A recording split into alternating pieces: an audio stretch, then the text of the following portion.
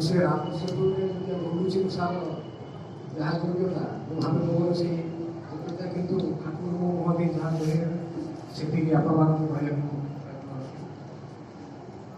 Orthopaedics line ଅଛି movement is life and life is movement.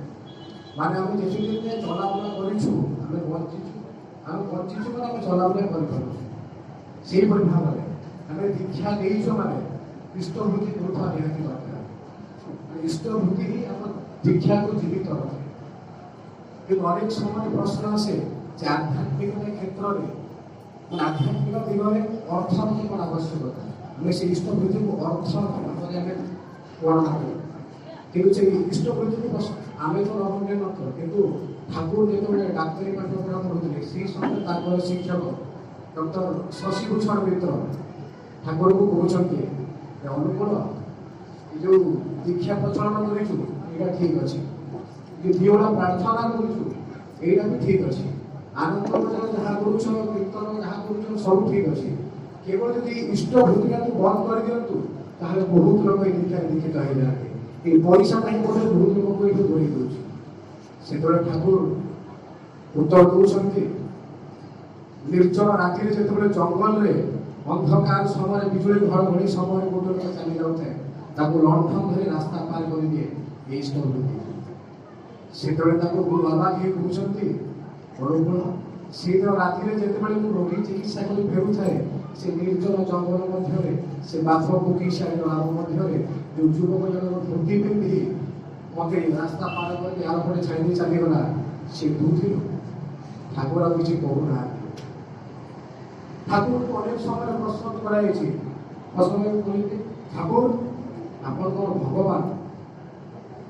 ଠାକୁରଙ୍କୁ ସ୍ମିତ ହାସ୍ୟ ଦେଇ କିଛି କହୁନାହାନ୍ତି, କହୁଛନ୍ତି ଆକାଶକୁ କ'ଣ ପ୍ରଶ୍ନ କରାଯାଇଥିବ ଆକାଶ, ଏ ପୃଥିବୀକୁ କ'ଣ ପ୍ରଶ୍ନ କରାଯାଇଥିବ ପୃଥିବୀ। ତାପରେ ସେ କହୁଛନ୍ତି ଯଦି ମୁଁ କହିବି ମୁଁ ଭଗବାନ ତୁ ବିଶ୍ୱାସ କରିପାରିବୁ ନାହିଁ, ଆଉ ଯଦି ମୁଁ କହିବି ମୁଁ ଭଗବାନ ନୁହେଁ ତାହେଲେ ମୁଁ ମିଥ୍ୟାଭାଷୀ ହେବି। ତାଙ୍କୁ ଆମେ ସହଜ ସରଳ ଭାବରେ ଗ୍ରହଣ କରିପାରିବା ନାହିଁ। ସେ ଆମ ମାନଙ୍କୁ ମଣିଷ ରୂପରେ ଆସିଛନ୍ତି। ତାଙ୍କର ଯେ ରୂପ କ'ଣ ଆମେ କେହି ଜାଣୁନା। ଯୋଉ ରୂପରେ ଆମେ ତାଙ୍କୁ ଦେଖିପାରିବା ଗ୍ରହଣ କରିପାରିବା ତାଙ୍କ କଥା ମାନି ଚାଲିପାରିବା ସେଇ ରୂପରେ ସେ ଆମକୁ ଦର୍ଶନ ଦିଅନ୍ତି। ଆମେ ସମସ୍ତେ ହେଉଛନ୍ତି ସେଇ ପରମ ପିତାଙ୍କ ସନ୍ତାନ। ଇଷ୍ଟବୃତ୍ତି ପାଇବା କଥା ଗୋଟେ କଥା ମନେ ପଡ଼େ ବଡ଼ଦାଙ୍କର ରହଣି ଥାଏ ପୁରୀ ସତ୍ସଙ୍ଗ ବିହାରରେ। ସେତେବେଳେ ବଡ଼ଦା ଇଚ୍ଛା ପ୍ରକାଶ କରିଛନ୍ତି ମୁଁ ଟିକେ ପଣସ ମଞ୍ଜିର ଭଜା ଖାଇଥାନ୍ତି। ଗୁରୁ ଭାଇମାନେ ସମସ୍ତେ ଚିନ୍ତିତ କଲେ ଏଇଟା ତ ପଣସର ସିଜିନ୍ ନୁହେଁ, ପଣସ କୋଉଠୁ ଆସିବ ପୁଣି ପଣସ ମଞ୍ଜି କୋଉଠୁ ଆସିବ ଭଜା ହେଇ ବଡ଼ଦାଙ୍କୁ ଦିଆ ତମେ ଖାଇବେ। ଯେହେତୁ ବଡ଼ଦାଙ୍କ ନେଇଥିଲେ ସମସ୍ତେ ବାହାରି ପଡ଼ୁଛନ୍ତି ଖୋଜିବା ପାଇଁ, ଖୋଜି ଖୋଜି ଖୋଜି ଖୋଜି ଯାଇଛନ୍ତି। ଯେତେବେଳେ କିଛି ପାଇନାହାନ୍ତି ଜଣେ ମାଆଙ୍କ ଘର ସାମ୍ନାରେ ଗୋଟେ ପେଖା ଅଛି ସେଠି ଯାଇ ବସିଛନ୍ତି ଜଣେ ଗୁରୁ ଭାଇ।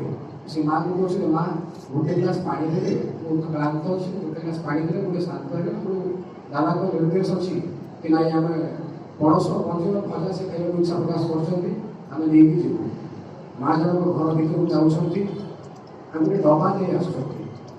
ସେ କହିଲେ ମା ପାଣି, ଯେତେବେଳେ ସେ ଟିଫିନ୍ ଡବାଟା ଖୋଲି ଦେଖାଉଛନ୍ତି ଭିତରେ ଅଛି ପଣସ ମଞ୍ଜି।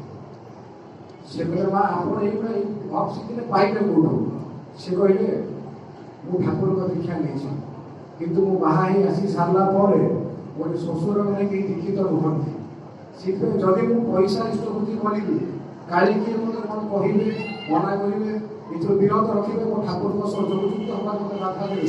ସେଥିପାଇଁ କିନ୍ତୁ ଆମ ବଡ଼ ଶାଢ଼ୀ ରଖାଇଲେ ତାର ମଞ୍ଜିକୁ ମୁଁ ଶୁଖେଇ ରଖିଥିଲି ଆଉ ତାକୁ ଇଷ୍ଟବୃତ୍ତି ଭାବରେ ମୁଁ ଠାକୁରଙ୍କୁ ପ୍ରାର୍ଥନା ପ୍ରଦାନ କରେ।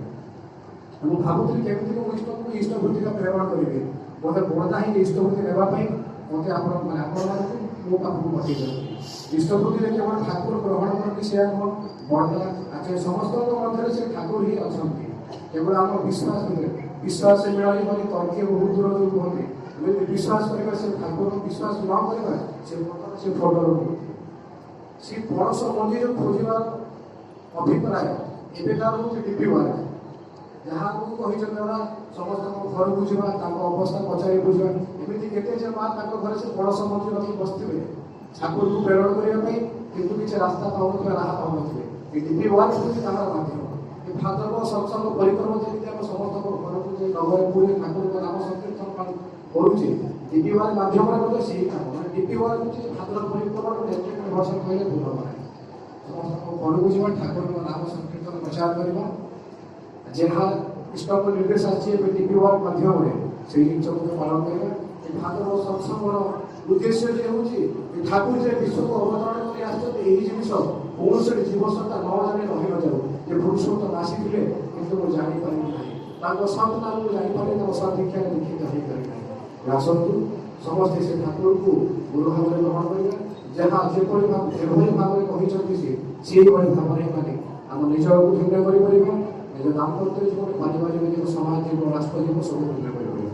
ଏତିକି ବକ୍ତବ୍ୟ ସାଙ୍ଗ କରୁଛି।